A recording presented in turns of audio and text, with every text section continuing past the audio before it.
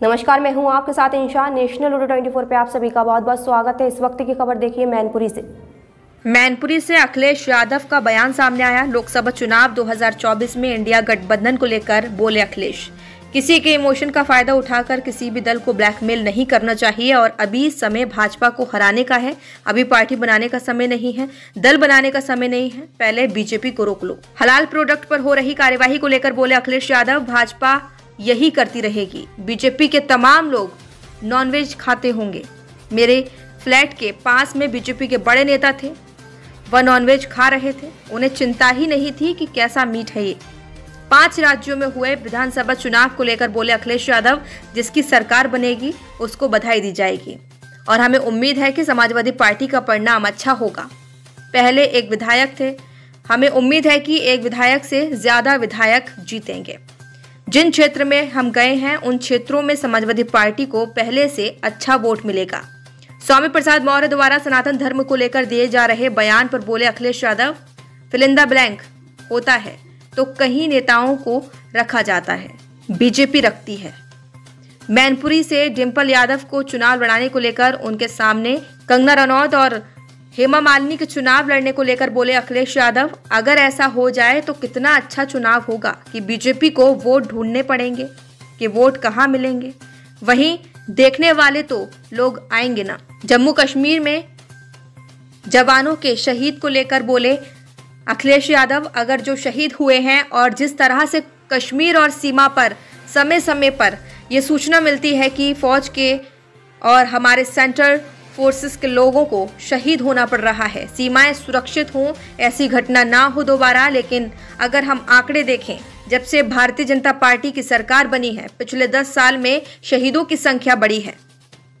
वहीं लोग जो कहते थे कि भारतीय जनता पार्टी की सरकार आने पर सीमाएं सुरक्षित होंगी, आतंकवादी घटनाएं नहीं होंगी, हमारे देश की सिक्योरिटी से कोई समझौता नहीं होगा, जो सरकार देश की सिक्योरिटी को लेकर और देश की सीमाओं की रक्षाओं को लेकर इतनी बड़ी बड़ी बातें करती थी, तो अब बताया जाए कि आखिरकार किस कारण हमारे जवानों को शहीद होना पड़ रहा है और वह शहीद हो रहे हैं। आखिर क्या वजह है, वही सरकार को बताना चाहिए। जितनी सुरक्षा, जितनी रक्षा विभाग को बजट मिलता है, मैं समझता हूं कि सरकार ने बजट भी ज्यादा दिया है और कई आर्टिकल प्रधानमंत्री जी द्वारा हटाए गए हैं, जिन वजह से उन्हें लगता था कि आतंकवाद बढ़ रहा है, लेकिन अब तो वह कानून भी नहीं। आखिर क्या वजह है जो सीमाओं पर इतनी संख्या में हमारे जवानों को अपनी जान देनी पड़ रही है? और क्या बोले अखिलेश, देखिए आगे की रिपोर्ट हमारे संवाददाता आमिर अली के साथ। की बात कही है, वहाँ की वृंदावन की जो स्थानीय लोग हैं उनका कहना है कि कान्हा जो हमारी सभ्यता, हमारे तन और शरीर से जुड़े हुए, उनको ही बिल्कुल नस्ते नाबूद करने पे तुले हुए हैं। हेरिटेज और एस्थेटिक और जो सदियों से हमारे पूर्वजों ने जो विरासत में हमें चीजें दी हैं, विरासत कैसे बचे और हेरिटेज कैसे बचे। कोई भी डेवलपमेंट हो, लेकिन विरासत में जो चीजें मिली हैं उनको सजोया कैसे जाए, उनका संरक्षण कैसे जाए, उस दिशा में काम होना चाहिए। हमारा हेरिटेज बचे, ट्रेडिशंस बचे और जो वहाँ की परंपराएं हैं कि हमारे कान्हा की किस तरीके से वो सेवा करते हैं, उसमें कोई भी परिवर्तन न हो। मैं समझता हूँ बीजेपी के लिए चुनाव के लिए सवाल बड़े इम्पोर्टेंट हैं। हलाल प्रोडक्ट पर क्या कहेंगे, जो जांच चल रही है? बीजेपी यही करती रहेगी। बीजेपी के तमाम लोग आप जानते होंगे जो नॉनवेज खाते होंगे। मैं अपने फ्लाइट में देखा हूँ, मेरे बगल में बीजेपी के बड़े नेता थे, वो नॉनवेज खा रहे थे, उन्हें चिंता ही नहीं थी कैसा मीट है ये मैं कह रहा हूँ आपसे। और अगर ये बात उनको गलत लगे बीजेपी के लोगों से, तो बीजेपी के लोग आपके माध्यम से कोई सवाल पूछवा लें और उनके पास तो वो भी होंगे ना, क्या कहते हैं, पता कर लेंगे कि कौन बैठा रहा होगा हमारे साथ बीजेपी के बड़े नेता। एलएनजी पे दिल्ली का सबसे बड़ा अस्पताल है, 6 महीने से पहले वहाँ जांच की बात ना करें। और वहीं 5 राज्यों में चुनाव हो रहा है, वहाँ 40,000 करोड़ की योजनाएं पीएम मथुरा में है, लेकिन स्वास्थ्य विभाग की किसी को चिंता नहीं। आप ये बताओ, मैनपुरी में आप हो, हम हैं, क्या विकास हो गया मैनपुरी का, बताओ आप। दिल्ली की 10 साल की सरकार ने कौन सी बड़ी चीज मैनपुरी को दे दी? अगर एक बड़ी चीज दी हो तो बताइए आप। भैया अध्यक्ष जी, एटा का सबसे बड़ा कारखाना जो लग करके तैयार हो रहा है बिजली का, वो भी अभी शुरू नहीं कर पाए, अभी तो उसके तार नहीं बिछा पाए। अगर बिजली कल बनती है तो बिजली निकालोगे कैसे, पहुंचाओगे कैसे, इसके लिए क्या इंतजाम किया है? थर्मल। और सच्चाई ये है कि गरीब के लिए एक भी जिला अस्पताल सरकार ने नहीं बनाया जहां पर गरीब को इलाज मिल जाए। और जिस जगह हम लोग खड़े हैं, एक किसान सबसे पहले मंच पे आए, उन्होंने कहा कि यहाँ का जो पशु अस्पताल है 6 महीने से यहाँ डॉक्टर नहीं है। तो जितनी चिंता इन्हें पशुओं की, जानवरों की है, क्या उनकी देखभाल के लिए इनकी पास चिंता नहीं है? सीएम का गोरखपुर आईपीडी जो है, एम्स अभी सुचारू रूप से चालू तक नहीं हुआ। इतनी दूर मत जाओ, वो गोरखपुर लिंक जो 6000 करोड़ का बन रहा वो अभी तक नहीं बन पाया। अध्यक्ष जी, लगातार बीजेपी आरोप लगा रही है कि स्वामी प्रसाद मौर्य सनातन धर्म को लेकर के बयान देते हैं, लेकिन समाजवादी पार्टी के राष्ट्रीय अध्यक्ष या किसी भी पार्टी के नेता ने उन्हें मना नहीं किया। इसमें कहीं ना कहीं राष्ट्रीय अध्यक्ष का हाथ है, इसलिए अभी तक कोई कार्रवाई नहीं हुई। फिल इन द गैप होता है ना, फिल इन द ब्लैंक्स। तो कई नेताओं को ये रखा जाता है, बीजेपी रखती है, पहले फिल इन द ब्लैंक करते रहो। तो ये सवाल कोई सवाल नहीं है, सवाल बेरोजगारी का है, महंगाई का है, विकास हो नहीं हो, आप लोग क्यों हाईलाइट करते हैं? अगर कोई बात ऐसी कही गई है तो जिम्मेदारी आपकी भी तो बनती है, आप भी तो सनातनी होंगे। अगर आप सनातनी हो तो कम से कम गांधी जी का कहना मानो ना, बुरे को देखो नहीं, बुरे को कहो मत, बुरे को सुना नहीं। तो आप क्यों ऐसा करते हो? लेकिन आज गांधी जी की बात नहीं मानते हो। अभी हाल ही में कैबिनेट मंत्री ने बयान दिया है, उन्होंने कहा है कि हमारे लिए राम मंदिर का एजेंडा हमेशा रहा है और आगे भी चुनाव में रहेगा। तो कोई ये नई बात नहीं है, पूरे देश जानता है ये बात। देखिए, ये जो सवाल उठाए जा रहे हैं सब जानते हैं, लेकिन उससे महत्वपूर्ण सवाल ये है कि अग्निवीर जैसी व्यवस्था आप टेम्परेरी कर रहे हो, आपका जवान शहीद हो रहा है, अधिकारी शहीद हो रहा है, क्या आप टेम्परेरी एक नौजवान से उम्मीद करते हो कि रक्षा वही कर पाएगा? और फिर एक टैंक चलाने में या और जो नए तरह के आर्म्स आ गए, इक्विपमेंट्स हैं या डिफेंस के जो चीजें हैं, चलाने में कितना समय लगता है, सीखने में समय लगता है। जब तक सीखोगे तब तक तुम्हें घर भेज देंगे, तो क्या फायदा हुआ आपका अग्निवीर का?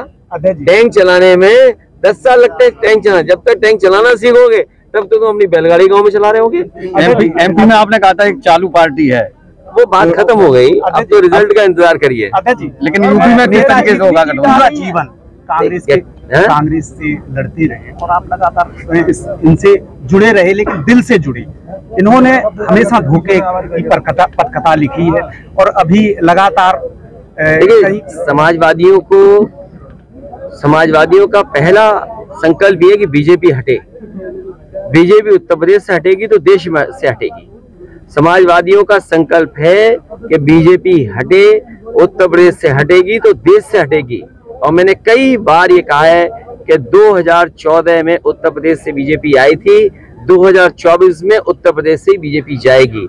और दूसरे दल अपना दल न बनाएं, उन्हें बीजेपी हराने की रणनीति बनानी चाहिए, उन्हें अपना दल बनाने की रणनीति नहीं बनानी चाहिए, क्योंकि समय कम है। आज नवंबर में हम खड़े हैं, कुछ दिनों बाद दिसंबर शुरू हो जाएगा, उनके बीजेपी के आयोजनों की तारीख आ गई है और चुनाव की तारीख भी आ जाएगी। तो इसलिए जो जमीन पर है उसका साथ देना चाहिए अगर बीजेपी को हराना चाहते हैं। तो हराने के लिए अपने दल ना बनाएं, पहले बीजेपी को हराने की रणनीति बननी चाहिए। समाजवादी पार्टी ऐसी कोई भी रणनीति होगी जिससे बीजेपी को रोका जा सके, उस रणनीति के साथ समाजवादी पार्टी है। खंडन किया है, हर जगह संकुचित बात करते हैं। मैंने इसीलिए कहा कि समाजवादी पार्टी का प्रयास है कि बीजेपी को रोका जाए और बीजेपी को रोकने के लिए समाजवादियों का साथ देना चाहिए जो भी बीजेपी को रोकना चाहते हैं। अभी रणनीति ये बननी चाहिए कि बीजेपी का मुकाबला कैसे हो, इस बात के लिए चर्चा नहीं होनी चाहिए उनका दल कैसे बने। कुछ लोग दल बनाना चाहते हैं, हम बीजेपी रोकना चाहते हैं, ये जनता समझती है। और किसी के भी इमोशन से किसी भी दल को ब्लैकमेल नहीं करना चाहिए। कुछ दल हैं किसी के इमोशन का लाभ उठा करके ब्लैकमेल करना चाहते हैं। हमें उम्मीद है ऐसे दल नहीं बनाएंगे अपना, पहले बीजेपी को रोकेंगे। अन्ना जानवर एक बहुत बड़ी समस्या है। मैनपुरी के दरोगा जिनकी संभल में डेथ हो गई, ड्यूटी से लौट रहे थे और आए दिन सरकार को ऐसे दरोगा जी को 1 करोड़ रुपए देने चाहिए, हालांकि उनके परिवार के सदस्य को नौकरी मिलेगी। जब मुख्यमंत्री जी के ऑफिस में उनके ही ओएसडी की जान गई है जानवर के टकराने से, पुलिस के तमाम लोगों की जान गई है, आम जनता की जान गई है। पहले कोई दिन नहीं जा रहा जिस दिन जान न जा रही हो। तो सरकार को सोचना चाहिए, 1000 करोड़ रुपए खर्च कर रहे हैं आप उत्तर प्रदेश में, गरीबों को सांड से नहीं बचा पा रहे हैं, किसान को सांड से नहीं बचा पा रहे हैं, बच्चे घबराए हुए हैं कि स्कूल कैसे जाएं, सांड सड़कों पे दिखाई दे रहे हैं, और कई बार तो सांड खुले घूम रहे हैं आजाद, और जैसे ही रात होती है पूरी सड़क घेर लेते हैं वो लोग कि आप निकलोगे कहां से। तो ट्रैफिक का इंतजाम भी देखते हैं और रात में सड़क की सुरक्षा भी करते हैं ये जानवर। कम से कम मुख्यमंत्री जी को जागना चाहिए। जो जिसकी सरकार बनेगी उसको बधाई दी जाएगी। देखिए, जिसकी सरकार बनेगी उसको बधाई दी जाएगी, और हमें उम्मीद है कि समाजवादी पार्टी का परिणाम अच्छा है होगा। पहले एक विधायक था, हमें उम्मीद है पहले एक विधायक से ज्यादा विधायक जीतेंगे, और जिन क्षेत्रों में हम लोग गए हैं उन क्षेत्रों में समाजवादी पार्टी को पहले से अच्छा वोट मिलेगा। Thank you sir. सामने बता रहे कि या तो कंगना रनौत या हेमा मालिनी को उतार सकती है। अरे कितनी अच्छा चुनाव होगा। सोचो, हमारे पत्रकार साथी अगर ऐसा हो जाए तो कितना अच्छा चुनाव होगा। अच्छा, इतना शानदार चुनाव होगा कि बीजेपी को वोट ढूंढने पड़ेंगे कि वोट कहाँ मिलेंगे। अध्यक्ष जी, और देखने वाले तो आएंगे ना लोग। अध्यक्ष जी, नहीं देखिए, ये अगर ये सवाल तुम्हारा है, केवल हमारा मत चलाना।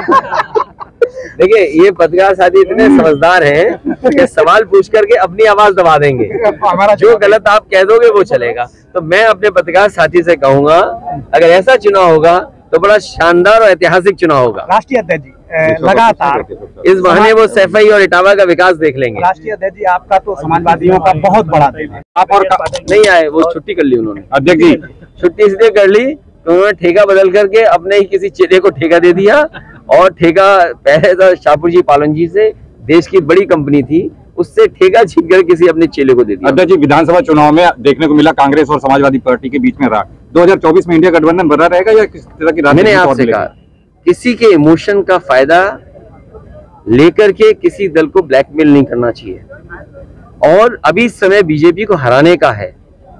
बीजेपी दल को रोकने का है, दल बनाने का नहीं है, पार्टी बनाने का समय नहीं है। पार्टी तो आप बाद में बना लेना, पहले बीजेपी रोक लो। तो किस तरह समझाएंगे कांग्रेस पार्टी को? अगर आप कांग्रेस पार्टी, हमें क्या समझाना, आप समझाना ना, आपकी बात चली जाएगी तो समझा देना। आपने गठबंधन तय किया है, गठबंधन में आप भी समझाओ, हम भी समझाते हैं। नेशनल हेराल्ड करोड़ की संपत्ति जब्त की है। ये मामले चलते हैं, नेताजी हम पर भी सीबीआई और इन सब की जांच हुई, कांग्रेस से जांच कराई थी, आज बीजेपी की सरकार है, पहले कांग्रेस जांच करा दी थी, अब बीजेपी जांच करा रही है। तो ये जांच इसलिए की जा रही है जिससे कोई बदनाम हो जाए। लेकिन जो यंग इंडिया कंपनी, उसमें तो 38% कम से कम ये राहुल और सोनिया जी के कानून के उल्लंघन नहीं होना चाहिए, क्योंकि कानून का उल्लंघन हम लोग करेंगे तो इस तरह की चीजों को फेस करना पड़ेगा। कानून सबके लिए बराबर है और कानून से ही चलना चाहिए। अगर कानून में कोई गलती है, कानून ऐसा है कि हम दे सकते हैं, तो दोनों पक्ष की बात तो सुननी पड़ेगी। हर चुनाव में सरकारी संस्थाओं का दुरुपयोग आपने खुद देखा है। 2024 में संस्थाओं का दुरुपयोग देखने को मिलेगा। संस्थाएं मजबूत हो उससे देश मजबूत होगा। संस्थाएं निष्पक्ष होंगी तो संस्थाओं के प्रति जनता का भरोसा बढ़ेगा, और वो संस्था चाहे ईडी हो, सीबीआई, इनकम टैक्स हो, और चाहे हमारी प्रेस हो, अगर इस संस्था को और मजबूत करेंगे तो अंतर्गतवा जनता और देश को लाभ पहुंचेगा। अभी सुनने में आया है कि बीजेपी एक नेता दलित समाज में दलित माता के यहाँ खाना खाने गए, मिनरल वाटर से लेकर के सब बाहर से मंगाया। बताओ, ये दलित क्या भोज दे खाना, ये धोखा देना नहीं है क्या? आप खाना बाहर से मंगा रहे हो, बर्तन बाहर से मंगा रहे हो। ये बीजेपी के लोग झूठे हैं, इनसे बच के रहो। पुलवामा में जो अटैक हुआ है उसमें आर्मी के जवान जो एक आगरा का भी है रहने वाला। देखिए, अगर जो शहीद हुए और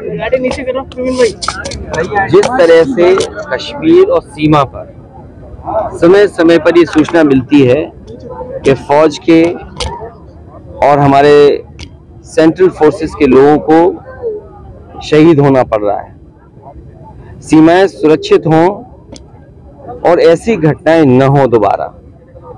लेकिन अगर हम आंकड़े देखें तो जब से भारतीय जनता पार्टी की सरकार बनी है, पिछले 10 साल में शहीदों की संख्या बढ़ी है। तो जो लोग ये कहते थे कि भारतीय जनता पार्टी की सरकार आने पर सीमाएं सुरक्षित होंगी, आतंकवादी घटनाएं नहीं होंगी, हमारे देश की सिक्योरिटी से कोई समझौता नहीं होगा। तो जो सरकार देश की सिक्योरिटी को लेकर के और देश की सीमाओं की रक्षा को लेकर के इतनी बड़ी बड़ी बात की हो, तो आखिरकार किस कारण हमारे जवानों की, हमारे अधिकारियों की जान जा रही है, वो शहीद हो रहे हैं, आखिरकार क्या वजह है? तो ये सरकार को बताना चाहिए। और जितनी सुरक्षा, जितनी रक्षा विभाग को बजट मिलता है, मैं समझता हूँ सरकार ने बजट भी ज्यादा दिया। और कई चुनावों में प्रधानमंत्री जी ने जो आर्टिकल हटाए हैं, जिन वजह से उन्हें लगता था कि आतंकवाद बढ़ रहा है, लेकिन अब तो वो कानून भी नहीं है। उसकी वजह क्या है कि आज भी सबसे ज्यादा शहीद हो रहे हैं सीमाओं पर, कश्मीर में शहीद हो रहे हैं। मैनपुरी में अखिलेश और मथुरा में पीएम, क्या कहेंगे? देखिए, हर बार कहते थे साबित है मथुरा। भारतीय जनता पार्टी का चुनावी एजेंडा रिलीजियस है। आप बेरोजगार हो जाएं, आपको रोटी खाने को न मिले, सर्दियां आ गई हैं, आप पे कपड़े न हो, सर्दियों में बच्चों के जूते न हो, या नौकरी नहीं है, बिजली नहीं आ रही है, सड़कों पे जानवर घूम रहे हैं, अस्पतालों में दवाई इलाज का इंतजाम नहीं है, कैंसर जैसी बीमारी से गरीब बर्बाद हो रहा है, उन्हें कोई परवाह नहीं है। दुनिया के दूसरे देशों से तेल आ रहा है, हमारी सरसों खेत में खड़ी है, सरसों का रेट नहीं मिल रहा किसान को, उन्हें कोई परवाह नहीं है। लेकिन उनका रिलीजियस एजेंडा रहे और रिलीजियस एजेंडा पे ही चुनाव लड़ते हैं। मैं जनता से अपील करूंगा कि जो बुनियादी सवाल हैं, उनका जवाब भारतीय जनता पार्टी उन समस्या का समाधान नहीं ढूंढ पाई है। लेकिन ये आज पहले पीएम होंगे, आज ये गए मथुरा, पहली बार आए, दूसरी बार है। अरे क्या बात कर रहे हो, कौन पहली बार कौन दूसरी बार? हमारी तो जिंदगी गुजर गई जाते जाते वहाँ। कोई पीएम? अरे हमारा तो बचपन से जा रहे, कम से कम ये भी तो कहो ना कि कोई बचपन से गया वहां पर। 1000 ऐसे बहुत सारे लोग होंगे इसमें, इस जिले में, जो हर महीने जाते होंगे गोवर्धन पर्वत के परिक्रमा करने। हम ऐसे लोगों को जानते हैं जो बचपन से जा रहे हैं वहां पे। खबर क्या हो, जो बचपन से जा रहे हैं, खबर ये है कि पहली बार आए, खबर ये हो कि जो बचपन से जा रहे थे, खबर उनकी हो।